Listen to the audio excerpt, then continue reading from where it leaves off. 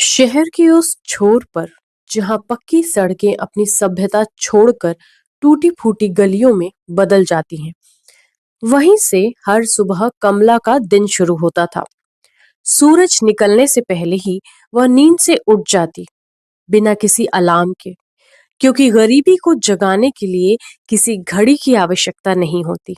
कमला कोई साधारण लड़की नहीं थी, पर समाज ने उसे साधारण से भी नीचे की पंक्ति में खड़ा कर दिया था।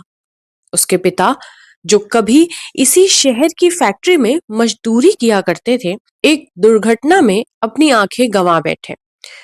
मशीन की एक चूक ने उनके जीवन का उजाला छीन लिया था। कंपनी ने मुआवजे के नाम पर कुछ कागज थमा दिए और जीवन भर की मेहनत का मूल्य चुकाकर किनारे हो गई।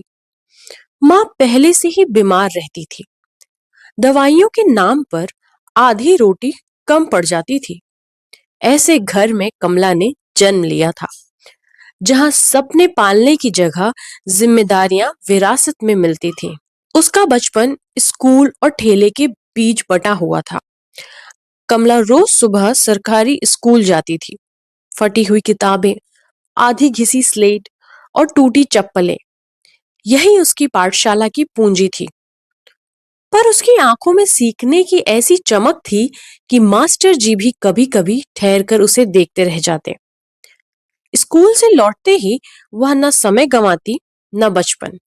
झटपट माँ के लिए चूल्हा जलाती, पिता को सहारा देकर बैठाती और फिर उस भारी ठेले की ओर बढ़ जाती, जो मानो उसके भाग्य की तरह जर्जर था। वह ठेला कमला से बड़ा था, वजन में भी और जिम्मेदारी में भी। शाम होते होते वह ठेला लेकर बाजार की ओर निकल पड़ती। रास्ता आसान नहीं था। टूटी सड़कें, गड्ढे, नालियों से बहता गंदा पानी, हर कदम पर परीक्षा थी। कई बार ठेले का पहिया किसी पत्थर में अटक जाता तो पूरी ताकत लगानी पड़ती। पसीना आंखों में चला जाता, हाथ छिल जाते, पर वह रुकती नहीं थी। कभी कभी झटके से कोई सब्जी गिर जाती, टमाटर सड़क पर लुढ़क जाते, आलू की थैली फट जाती। कमला जैसे ही झुककर उन्हें समेटने जाती, कुछ लोग मजाक में, कुछ शरारत में और कुछ निर्दयता में वे चीजें उठा ले जाते। अरे, गिर गया था, उठाया है, कोई हंसकर कह देता। कमला कुछ कह नहीं पाती, गला भर आता, पर आंसू नहीं गिरते। उसे पता था, रोने से ठेला हल्का नहीं होगा। सस्ती थाली, महंगी मेहनत। बाजार के कोने में वह ठेला लगाती। 2 ईंटों पर तवा, एक पुराना स्टोव और पीतल की कुछ थालियां। उसकी सस्ती थाली मजदूरों, रिक्शा वालों और दिहाड़ी करने वालों के लिए राहत थी। दाल पतली होती पर नियत गाढ़ी, रोटी छोटी होती पर ईमानदारी पूरी। कुछ लोग दाम कम कराने की कोशिश करते, कुछ कहते इतनी पतली दाल, कुछ बिना पैसे दिए खिसक जाते। पर कमला हर थाली पर वही सम्मान रखती, जो कोई बड़ा होटल अपने मेन्यू पर रखता है। रात को घर लौटकर वह दिन भर का हिसाब जोड़ती। कभी बचत होती, कभी घाटा। पिता चुपचाप बैठे रहते। अंधेपन से ज्यादा उन्हें अपनी बेबसी खलती थी। माँ दवा के बाद भी करहाती रहती। कमला दोनों के पैर दबाते हुए मन ही मन कहती, एक दिन सब ठीक होगा। उसे नहीं पता था कब, कैसे, पर विश्वास था। साल बीतते गए, कमला की उम्र बढ़ी, पर जिम्मेदारियां उससे भी तेजी से बढ़ी। उसने पढ़ाई नहीं छोड़ी, दीपक की रोशनी में पढ़ती, कभी कभी थाली धोते समय किताब खोल लेती। इंटर के बाद जब उसने सिविल सेवा का फॉर्म भरा तो पड़ोस हंसा, ठेले वाली कलेक्टर बनेगी, पहले रोटी तो पूरी कर ले। कमला चुप रही।